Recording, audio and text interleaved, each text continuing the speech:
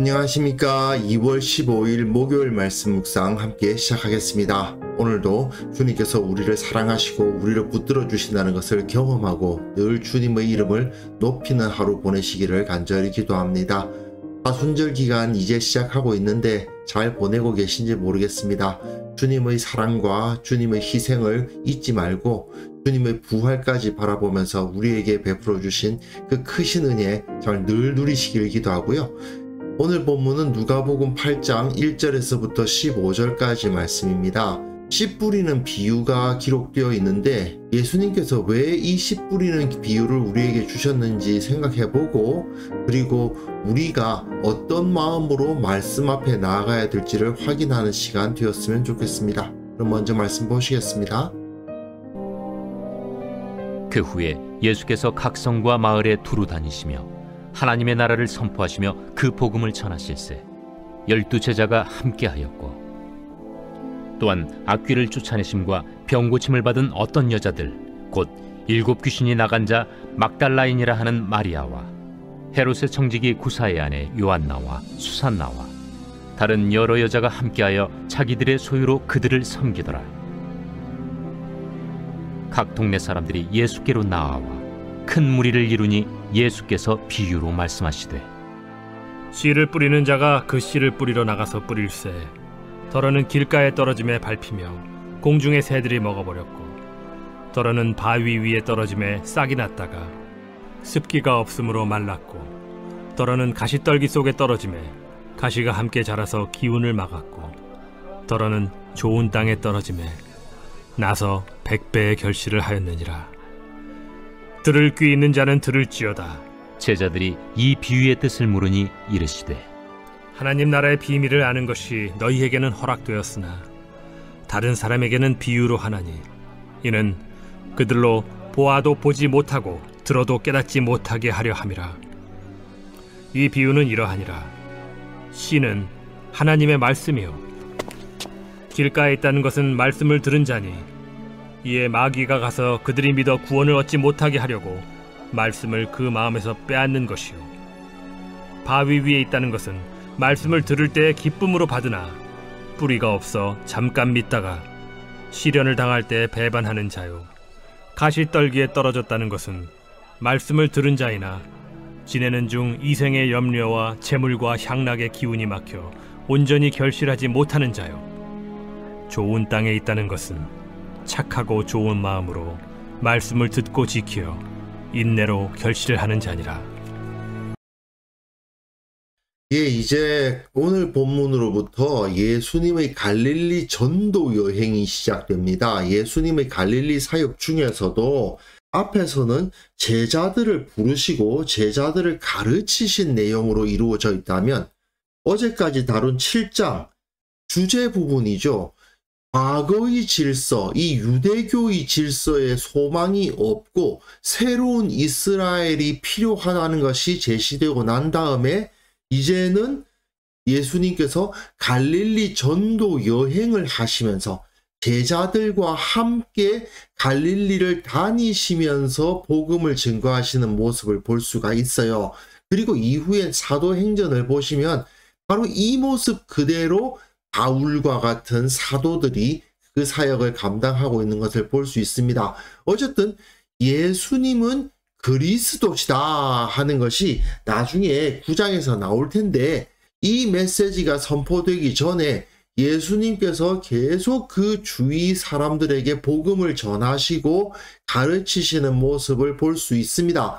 그런데 오늘 본문에 기록되어 있는 이 비유가 이후에 예수님의 전도 사역에서 있을 일을 한마디로 아주 함축적으로 보여줘요.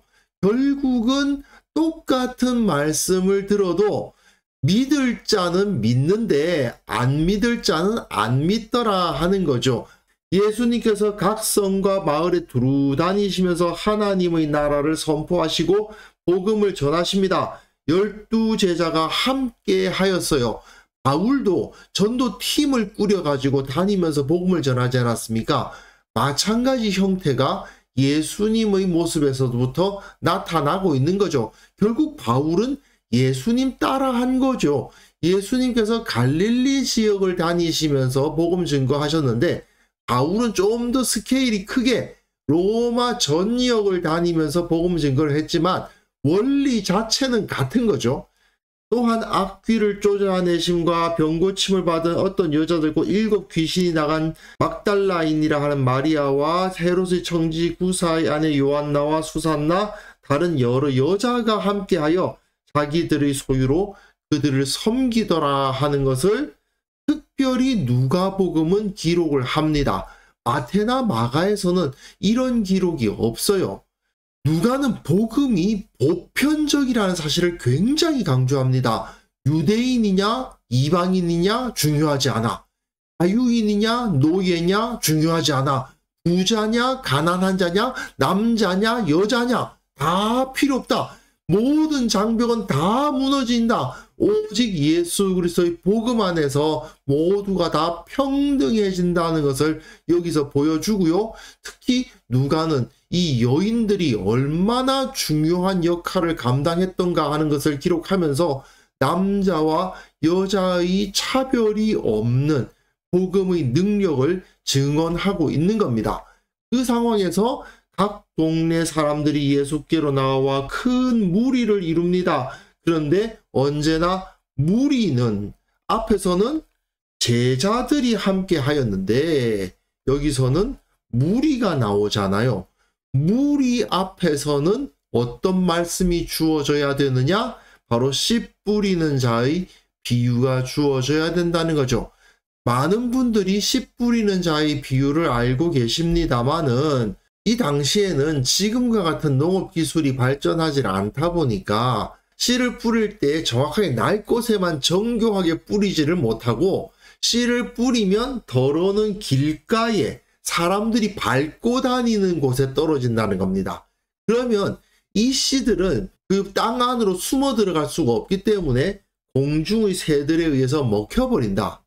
덜어는 바위 위에 떨어진다. 돌이 많아서 그 땅이 깊지 않은 곳에 떨어진다. 이건 잠깐 싹이 났다가 습기가 없어서 말라버린다. 덜어는 가시떨기 속에 떨어진다. 사실은 가시떨기라는 잡초와 함께 씨앗이 자란다는 거죠. 가시가 함께 자라기 때문에 기운을 막아버린다. 하지만 덜어는 좋은 땅에 떨어짐에 나서 100배의 결실을 한다. 왜 예수님께서 이런 말씀을 하셨느냐가 중요하죠. 제자들이 이 비유의 뜻을 묻습니다. 이 비유는 누구에게 주어졌다고요? 무리에게 주어진 거예요. 무리는 어떤 존재냐? 이러한 비유가 적합한 존재라는 겁니다. 그래서 예수님께서 말씀하시는 거죠. 하나님 나라의 비밀을 아는 것이 너희에게는 허락이 되었으나 다른 사람에게는 비유로 한다. 왜? 그들로 보아도 보지 못하고 들어도 깨닫지 못하게 하려 함이라.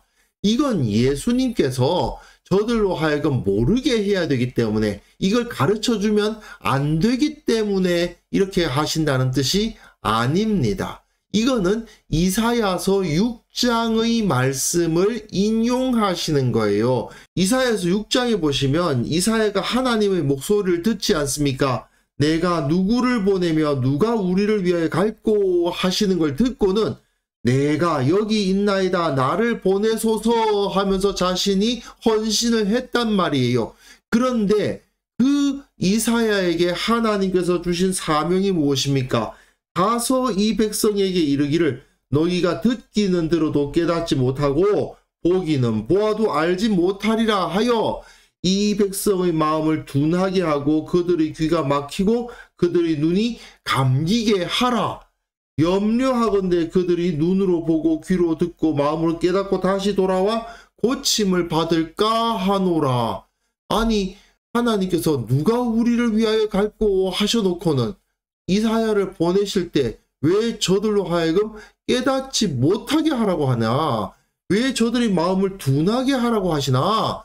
이런 생각이 들지만 이건 전에 이사야서 묵상할 때 단어라고 말씀을 드렸습니다. 이건 뭐냐 하면 오히려 온전한 진리만을 전하라는 말씀이에요. 그런데 결과적으로는 어떤 일이 벌어지느냐?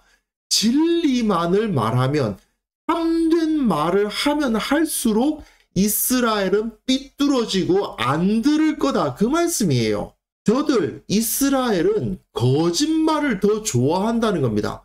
너희들은 지금 하나님 앞에 범죄했다. 빨리 회개해야 된다. 지금 하나님께 나아가서 회개하지 않으면 하나님으로부터 심판을 받을 것이다. 이게 진리잖아요. 근데 그 진리를 가르치면 어떻게 되느냐? 이 자들이 그걸 듣느냐? 안 들어요. 듣는데 깨닫지를 못해요. 그 말씀 들으면 마음이 둔해져요. 오히려 하나님은 여러분을 사랑하시고 여러분들에게 복을 주실 것입니다 하면 아멘 하면서 좋아하지만 그건 거짓말이거든요. 그 거짓말을 들으면은 좋아하면서 잘 듣는 것 같은데 참말을 하면 안 듣더라 이거예요. 그게 바로 이사야서의 말씀입니다.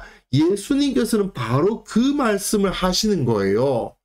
이들에게 하나님 나라의 비밀을 가르쳐 줘 봤자 이들은 제대로 듣지 못할 것이다. 그러나 또한 이사야서에 보시면 주여 어느 때까지니까 이사야가 물으니까 성읍들이 다 황폐해서 망한 다음에 그러나 그곳에 그루터기가 남을 것이다 라고 말씀하시는데 모든 사람들이 다 말씀을 듣지 않고 결국은 망하겠지만 그곳에 하나님의 말씀을 들은 의인 그루터기들이 남아있듯이 거룩한 씨가 남을 것이다.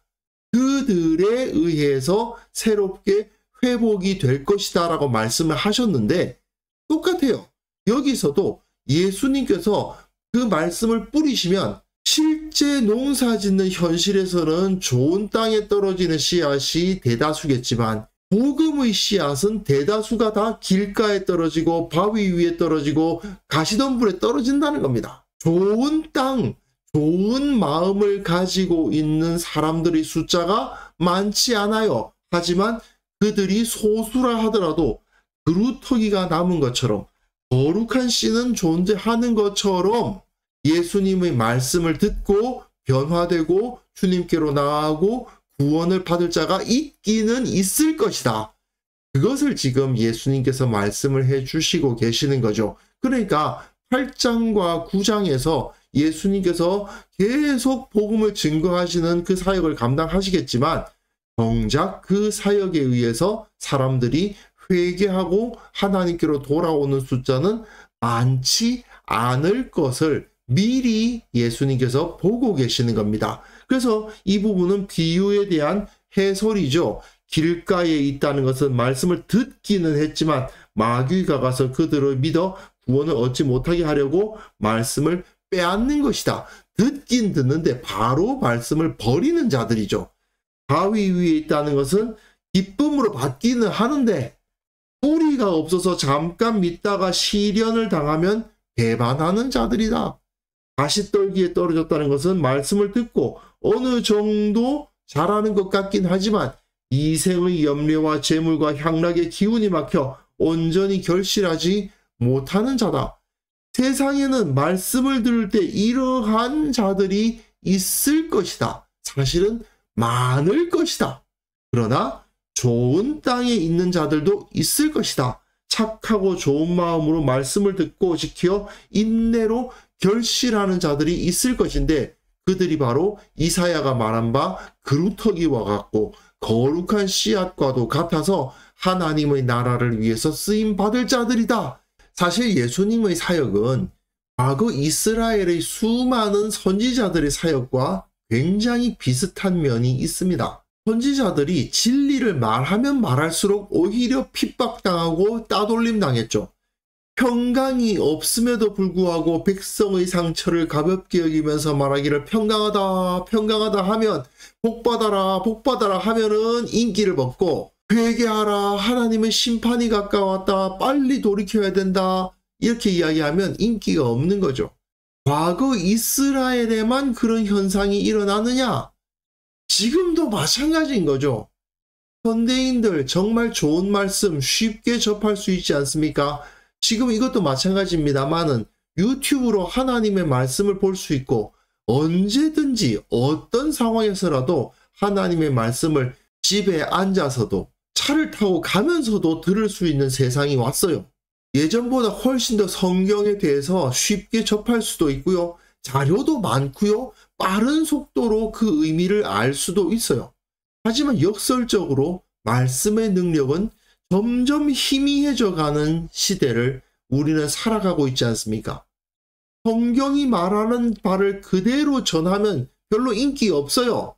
성경 메시지와는 전혀 관계가 없는 청중들의 귀를 즐겁게 하는 자들이 유명 강사가 되고 결국 그들의 범죄가 백일하에 드러나서 교회가 치욕을 당함에도 불구하고 그 가운데에서 하나님의 말씀 자체를 들으려고 하지 않는 그러한 현실을 우리는 맞닥뜨리고 있지 않습니까? 결국 교회를 바로잡는 가장 중요한 방법은 말씀을 바로 듣는 겁니다. 그 말씀의 의미가 무엇인지 진지하게 듣고 솔직하게 반응할 줄 알아야 됩니다. 말씀을 듣고 지켜서 인내로 결실하는 삶이 결국 교회를 바로잡는 사람들이죠. 이런 사람들이 교회를 변화시키고 그로 인해서 세상이 변화되는 겁니다. 그리고 우리는 지금도 바로 그 자리로 부르심을 받고 있는 겁니다. 말씀을 바르게 듣고 그 말씀에 온전히 순종함으로 말미암아 복음의 능력을 세상에 드러내서 세상을 구원하라. 우리에게 주어진 사명인 거죠. 그러니까 기본적으로 우리는 무엇보다도 가장 기초적으로 말씀을 온전히 듣고 귀 기울일 줄 알아야 되는 겁니다. 그래서 이 시간 함께 기도하실 때에는요, 진리의 말씀을 진지하게 귀를 기울이고 참으로 그것을 통해서 온전히 깨닫는 지혜를 허락하시고 늘 순종하게 하옵소서. 우리 교회의 모든 성도들이 듣고 싶은 말만을 듣고자 하는 사람 단 한 명도 없도록 주께서 지켜 주옵소서. 함께 기도하는 시간 가졌으면 합니다.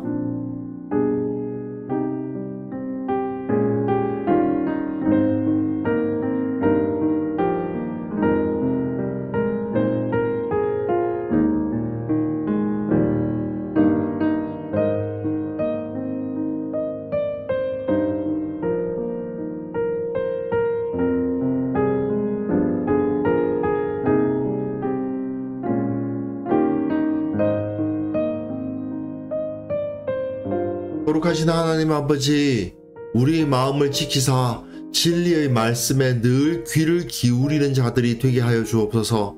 말씀을 듣는 것이 참 지혜의 길이라는 사실을 알게 하시고 주님의 말씀에 순종할 때 내 삶이 진정 가치 있어질 수 있다는 사실을 깨닫게 하여 주옵소서. 우리 교회 성도들 다 지켜주셔서 듣고 싶은 말만 듣고자 하는 어리석은 자들 한 사람도 없도록 도와주시고 하나님의 뜻이 어디에 있는지 늘 겸손하게 들을 줄 아는 성도들이 될 수 있도록 주님께서 은혜 베풀어 주시기를 원합니다. 주님, 한국 교회가 변화되어야 되겠습니다. 거듭나야 되겠습니다. 말씀의 능력으로 새롭게 되어야만 되겠습니다. 주님, 그 말씀의 능력으로 새롭게 된 교회가 이 나라를 구원하고 이 땅을 변화시킬 수 있음을 믿습니다. 한국 교회가 그리스도의 공동체로서의 모습을 온전히 회복하게 하여 주시고 말씀의 능력으로 세상에 나아가는 것을 우리로 하여금 보게 하여 주옵소서. 아버지, 오늘 하루도 주님께서 주시는 그 은혜 가운데 충만케 하여 주시기를 원하옵고 참으로 주님의 고난을 묵상하는 이 기간 동안 주님께서 더 큰 은혜로 우리에게 채워주시기를 원하오며 우리 마음속에 주님에 대한 감사와 사랑만이 넘치게 하여 주옵소서. 감사드리옵고 예수님의 이름으로 기도합니다. 아멘.